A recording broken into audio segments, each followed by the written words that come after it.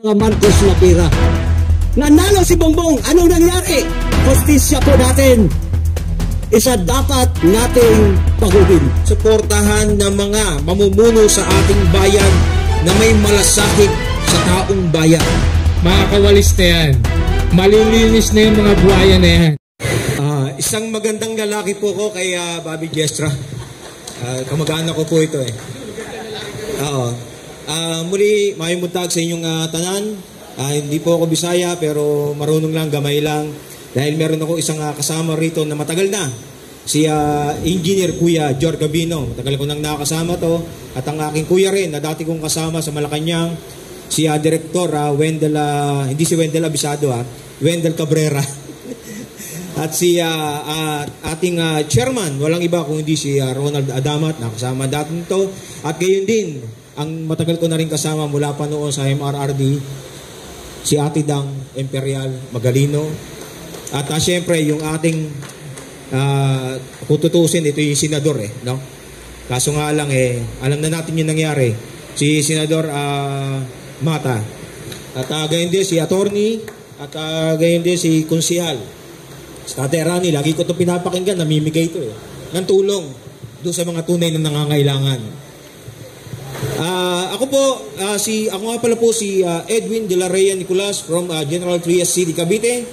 At tayo po ay tumakbong City Councilor nitong katatapos lamang na eleksyon at tayo po ay sinuportahan natin ang Duterte at sa kasamaang palad, alam natin kung ilan lang ang pumasok sa Duterte.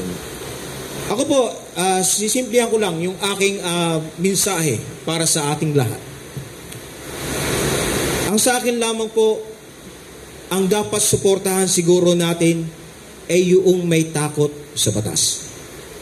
Pangalawa, yung marunong sumunod sa batas.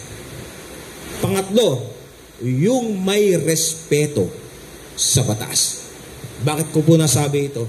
Karamihan po ngayon, naririnig niyo po, isang mambabatas ang sinasabi, bend the law. Tama po ba yun? Ang pinakamataas daw po ay ang taong bayan, tayo pong lahat, kesa sa batas. Pero bakit hindi natin pinapakinggan ang hinanaing ng taong bayan? Kung mataas pala tayo, bakit binabali natin ang batas? Sa mga kababayan natin, Luzon, Visayas, Mindanao, ipanalangin po natin ang bansang Pilipinas na lugmok ngayon sa kahirapan dahil umiikot din po tayo sa Luzon, Visayas at Mindanao. Hanggang ngayon, marami pa rin po ang may hirap. Minsan nakarating po ako sa Taliingod, Davao del Norte, may isang matanda doon, tuwang-tuwa. First time niyang makakita ng simento, ang kalsada nila. Nakakalungkot, ang tagal, bago nagawa. Tama po yung sinasabi ni Director Bobby Gestra, no? Hindi lamang po sa DPWH, hindi lamang po sa DAR, pati po sa DA, yung mga FMR na yan. Kailangan pa po ng approval ng congressman bago magkaroon ng mga proyekto. Ang hinihiling ko lamang po, suportahan natin yung mga dapat suportahan na mga mamumuno sa ating bayan na may malasakit sa taong bayan at minamahal ang Pilipinas. Isang magpagpalang umaga po sa inyo lahat. Thank you very much. So at this moment, we now open the floor for our media partners and guests for questions and statements. Sorry. Just very short. Thank you. Hello po. Ayan. Ako ho si Rolly Ocampo ng Marikina City. Kasalukuyan pong Pangulo ng Samahan ng mga Agila o ng mga Kuya sa CLR2. Ayan. So, bilang pangalawang Pangulo ng BIPSD, napakaganda po ng aming binuo sa pangunguna ni Com Ronald. Yung mga grupo na lumalaban na nahihirapan para magtagumpay. Ito na yung pagkakataon, yung BIP, Voice of Individual. So maririnig ng bawat nandito ngayon, ang hinaing ng bawat sektoral. Kung makikita nyo yung mga kasama kong direktor dito, mga veterano na to, malupit. Ngayon, maririnig na ang kanilang boses. So, sa pagkakataong to, alam nyo ba yung walis tingteng? Kapag isa lang yan, hindi yan didinggin.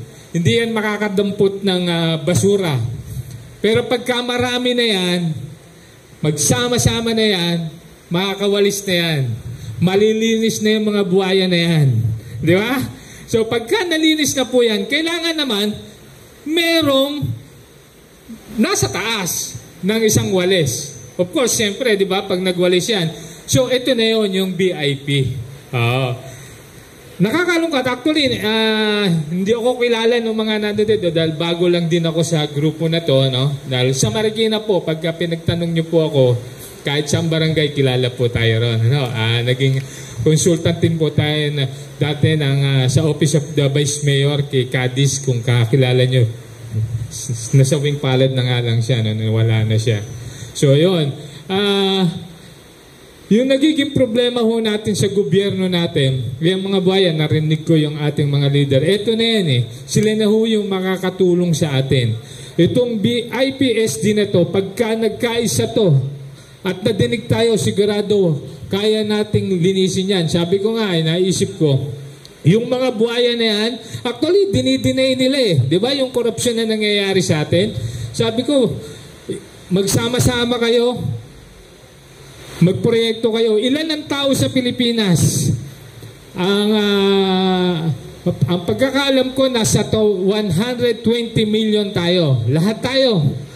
Yung mga buhaya na yan, ibalik nyo lang yung 2 million sa bawat Pilipino. Trillion yung nakorap nila. Sobra-sobra pa.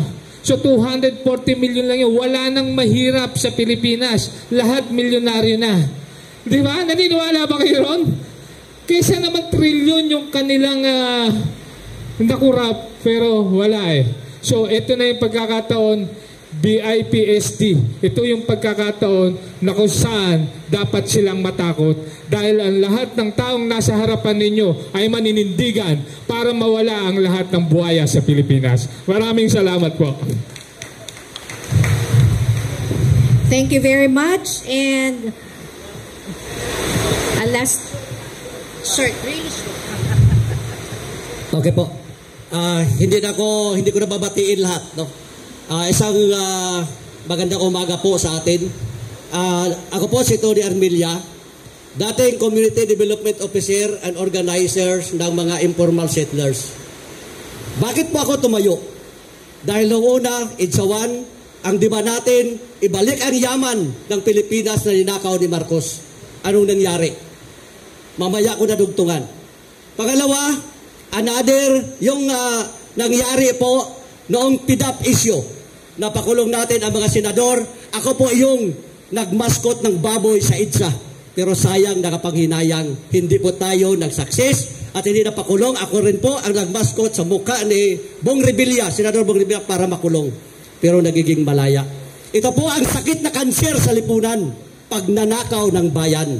Ito po ang sakit na hindi kaya gamutin kahit sino pang magaling na doktor. Kahit si Dr. Mata, hindi kayang gamutin to dahil wala pa pong prescribed na gamot para itong sakit na kanser sa lipunan. Kaya po, may niluluto na naman na isang rally sa October 12. Katunayan, invited po ako kasi kasama ako. Nandun po kami sa Villa Consuelo, Paris, para mag-participate. Noong sigaw natin ngayon, ibalik ang mga ninakawang tira, malabo pong mangyari yan. Mark my word. Dahil noon sigaw kay Marcos, noong na-appoint, noong nanalo si Cory, nanalo si FBR, nanalo si Irap, nanalo si Gloria, nanalo si Pinoy, nanalo ang ating tatay, Digong. Hindi pa rin naibalik ang ninakaw ng mga Marcos na pira. Nanalo si Bongbong. Anong nangyari? Hustisya po natin. Isa dapat nating baguhin. Dinismiss sa Sandigan Bayan ang kaso ng mga Marcos. Ngayon naman, wala na tayong pag-asa. Kung ito ba ay maibalik pa yung ninakaw na pira, kailangan po natin isang matinong leader. Kami po may panawagan, may signature campaign. Ginamit na instrumento ngayon ng administration si Justice Secretary Boying Remilla, ilinagay sa ombudsman para imbestigahan una ang confidential fund ni Sara. Pipirma po tayo na hindi papuin si Boying Remilla para dito sa isyong ito kasi delikado po. November 30, mayroon po tayong EDSA Revolution, Revolutionary Government, tanggalin lahat ang nanungkulan sa ating bansa. Maraming salamat, maganda pong umaga sa lahat. Suporta tayo! November 30, Revolutionary Government.